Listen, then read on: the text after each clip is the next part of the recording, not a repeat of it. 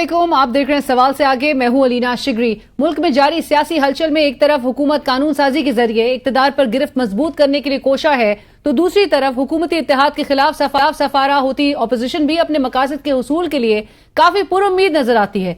तहरीक तहफ़्फ़ुज़ आईन पाकिस्तान के आज हुए हंगामी इजलास में साहिबजादा हामिद रजा साहब की सरबराही में एक कमेटी बनाई गई है, जिसमें तमाम इत्तेहादी जमातों की नुमाइंदगी शामिल होगी। इजलास में बलूचिस्तान समेत दीगर मसाइल पर ऑल पार्टीज कॉन्फ्रेंस बुलाने का ऐलान किया गया है।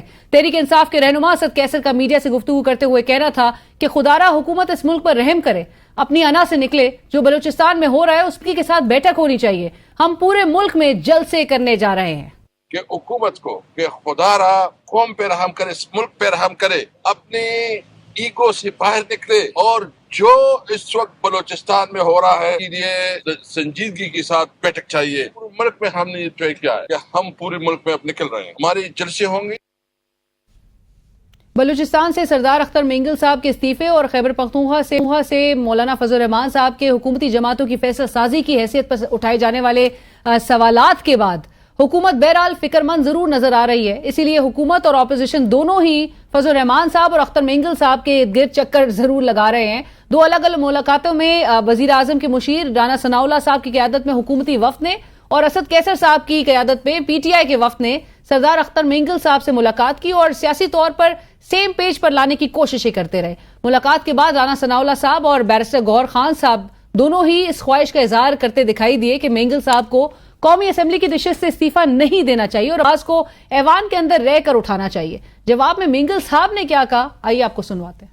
यही रिक्वेस्ट की है कि वो पार्लियामेंट का हिस्सा रहें और हमें पूरी उम्मीद है कि हमारी पिटीशन जो है वो एक्सेप्ट होगी। मेरी उससे दरखास्त होगी आप रिकंसिडर करें, आप असेंबली का फोरम ना छोड़े। उन्होंने कहा कि मैंने उनको कैद कर दिया हर हुकूमत की इत्यादियों के सामने मैंने पेश किया, उनको समझ नहीं आ रही। कौमी असेंबली इजलास में तकरीर के दौरान मौलाना फजल रहमान साहब हुकूमती तर्ज हुक्मरानी पर खूब गर्जे बरसे। मौलाना साहब ने सवाल उठाया कि क्या हुकूमत के पास इख्तियार है कि वो अपने फैसले खुद कर सके। आज सियासी लोगों की अहमियत खत्म की जा रही है और सीनियर सियासी क़यादत है उनको साइडलाइन किया जा रहा है। सियासतदानों को बाइख्तियार बनाओ, सियासतदानों को मामलात हवाले करें कि क्या हमारी हुकूमत के पास ये सलाहियत है, क्या उनके पास ये इख्तियार है कि वो खुद फैसला कर सके। सियासी मंजरनामे में गैर यकीनी और अदम इस्तेहकाम के बादल छटने का नाम नहीं ले रहे। ऐसे में मुल्की सियासत आम पाकिस्तानी के लिए एक मुअम्मा बनी हुई है। तहरीक इंसाफ जहां एक जाने वाशगाफ अंदाज में इजहार करती है कि बेख्तियार हुकूमती सियासी इत्तेहाद के साथ बातचीत नहीं होगी, तो वहीं महमूद खान अचकजई और असद कैसर साहब को तमाम जमातों से मुज़ाकरात का मैंडेट दिया जाता है। मौलाना फजल रहमान असेंबली इजलास में हुकूमत पर ताबड़तोड़ सियासी हमले तो करते हैं, मगर उन्हीं की जमात के नूर आलम खान, जिनको मौलाना साहब की तकरीर के दौरान साथ बैठे देखा जा सकता है, कौमी असेंबली में ऐसे बिल पेश करते हैं जो बादियो नजर में हुकूमती कॉज को तकवीत बख्शते हैं। आम शहरी हुकूमती हिकमत अमली भी समझने से कासिर है। जहां मुस्लिम लीग नून के कायद नवाज शरीफ साहब कहते हैं कि तमाम सियासी जमातों से बातचीत होनी चाहिए, तो वहीं वजीर दिफा ख्वाजा आसिफ साहब और एहसन इकबाल साहब अपने कायद के बयानिए से मुतजाद बयानात देते हैं। वजीर इत्तलात अता तारर साहब पीटीआई पर पाबंदी की बात करते हैं, तो बैरिस्टर अखील बानी पीटीआई को फौजी अदालतों की तहवील में देने का इंदिया देते हैं।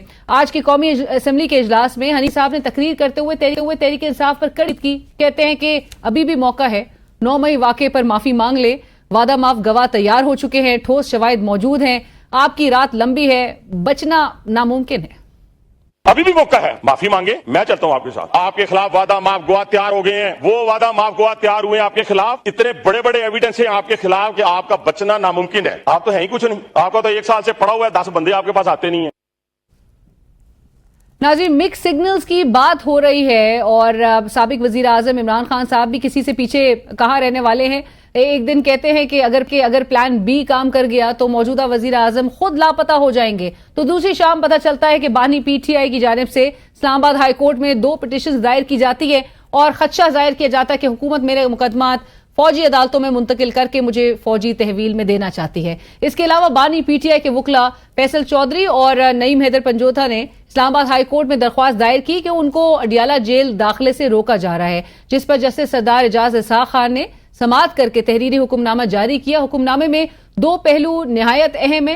ایک یہ کہ احتساب عدالت کو جیل سے کہیں اور منتقل کرنے کے احکامات جاری کیے جا سکتے ہیں، اور دوسرا درخواست گزار کے وکلا کی عدم موجودگی میں ٹرائل کورٹ کی کارروائی کو بے معنی تصور کیا جائے گا۔ اس سب کے بعد احتساب عدالت نے 190 ملین پاؤنڈ ریفرنس کیس کی سماعت ہوئی اور بشرا بی بی کی بریت کی درخواست پر فیصلہ محفوظ کر لیا گیا، جو کل یعنی کہ 5 ستمبر کو سنایا جائے گا۔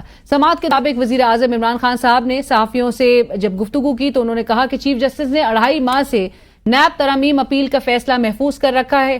انتظار کیا جا رہا ہے کہ مجھے 190 ملین پاؤنڈ ریفرنس میں سزا ہو تو وہ فیصلہ سنائے۔ اگر القادر یونیورسٹی بند ہوگی تو میرا کوئی نقصان نہیں ہوگا۔ مجھے قید تنہائی میں رکھا گیا ہے، 3 ملاقاتیوں کے علاوہ سیل میں ہی رہتا ہوں۔ میرا سیل اوون بن جاتا ہے، مگر کبھی نہیں کہا کہ مشکل میں ہوں۔ میری بچوں سے بات نہیں کرائی جاتی، صرف اس کی شکایت کی، اس کی مجھے تکلیف ہے۔ اب یہ سپریم کورٹ پر حملہ کر رہے ہیں، صرف سپریم کورٹ ہی ایک شناخت بچی ہے، اسے تباہ کرنے جا رہے ہیں۔ اگر انہوں نے یہ کوشش کی تو ہم ملک بھر میں اسٹریٹ موومنٹ چلائیں گے۔